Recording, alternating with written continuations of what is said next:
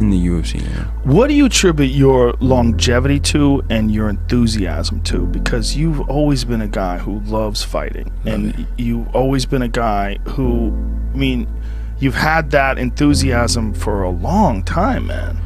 You know, not a lot of things can capture my attention. You know, like I can't just watch TV, for example, you know, like a football game and sit through the whole thing. You know, I'm not trying to diss football or anything. I just don't have that attention span, or basketball or baseball.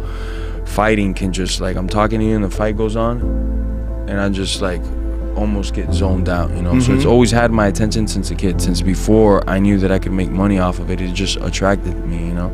It's that primal instinct, survival, whatever it is, it's just hardwired deep into me, you know. And my longevity, one thing I definitely attribute to is not taking steroids, man. You know, just being natural, enjoying this ride the natural form, you know? Yeah. Not like pushing my body towards limits that I'm bench pressing 400 pounds but my ligaments are weak, things like that, you know? And I also think God made me for this, you know? As a kid, until I got to like 13, 14, I wasn't able to, like, Mom, I'm not going to school today, I'm going to the gym now, you know? But right around I got 14, I knew already more or less what I wanted to do. I had already seen the UFC enough, and before the UFC came out, I was like, I'm either gonna box or I'm gonna wrestle. Those two things are amazing, the coolest things I've ever seen. And then UFC comes out and blows my fucking mind. I was like, what the fuck is this, bro? You're getting paid for this? And then I was hearing what they were getting paid at the time. I was like, man, I could make a living off this. I'm doing this. Fuck that, you know? And I invested everything I had ever since, you know, into this. Wow. So you keep saying the resurrection is a big thing that you're putting on it, like social media, the resurrection. What is that about? Numerous things, you know. More on the personal side. Just cutting off a lot of bullshit out of my life, like tremendous amounts of it, you know. And focusing on what I gotta do, you know. I've done a lot of stupid shit in my career, you know. Just from having genetics and being blessed, and like, man, I could party all night long, then park the car at the gym at 6 a.m. in the morning. I'll wake up at 10 a.m. and then kick everybody's ass in the workout room. And I'm not talking shit, because anybody who works out with me will tell you every day that I'm in there, I'm a nightmare, you know? And then I go home and sleep a couple hours, and then go back to the gym at night and do stupid shit like that. You know, I did that for a while, and not that I was currently doing that, but I did that a lot. You know? I abused my body. Your body a chance to really recover. You know, from that into like a million other dumb things. So I've just focused on just fighting, man. Just doing this 100%. You even cut out social media. Yeah, that I've cut out a long time ago. For straight, my most gifted ability that God said here is boxing. Since the first day I walked into the boxing ring, maybe like 3 weeks later was the first time, like, I will let this guy spar, you know. And they put me to spar.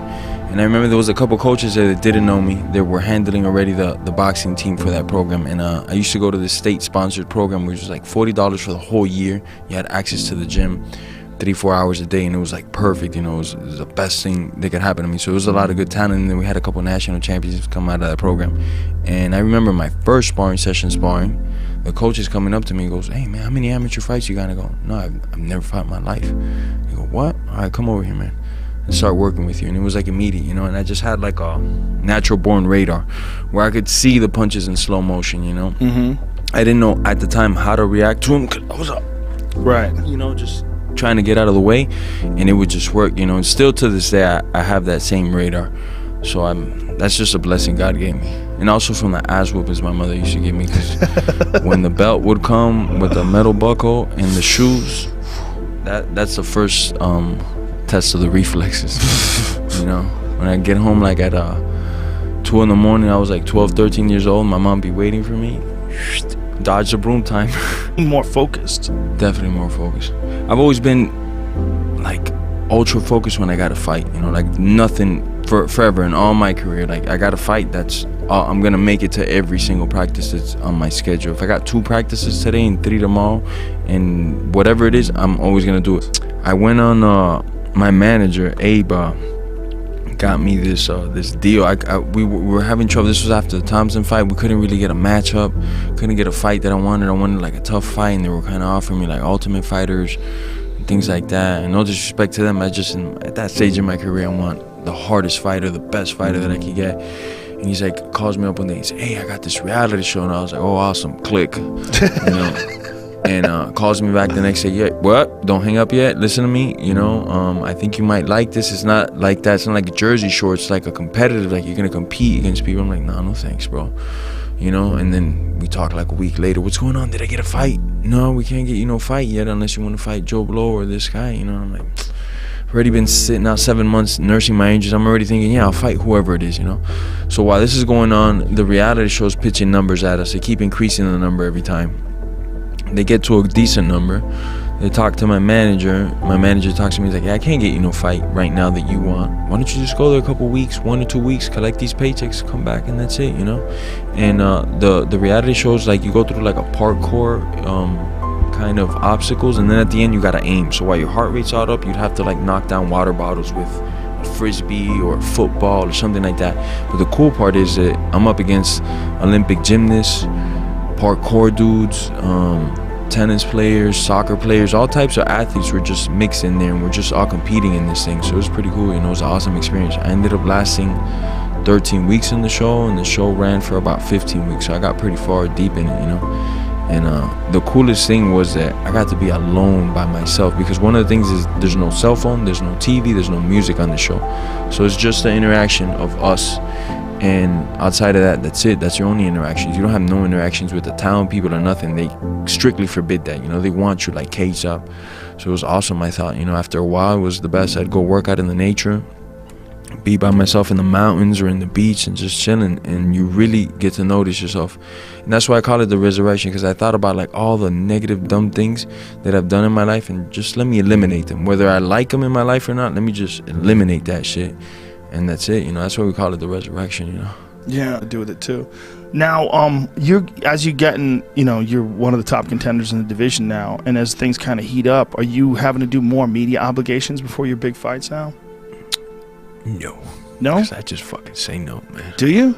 Yeah, man. I don't like. What if you get a fight for the title? They're Whatever. probably gonna make you do all that shit, won't they? You want this circus show?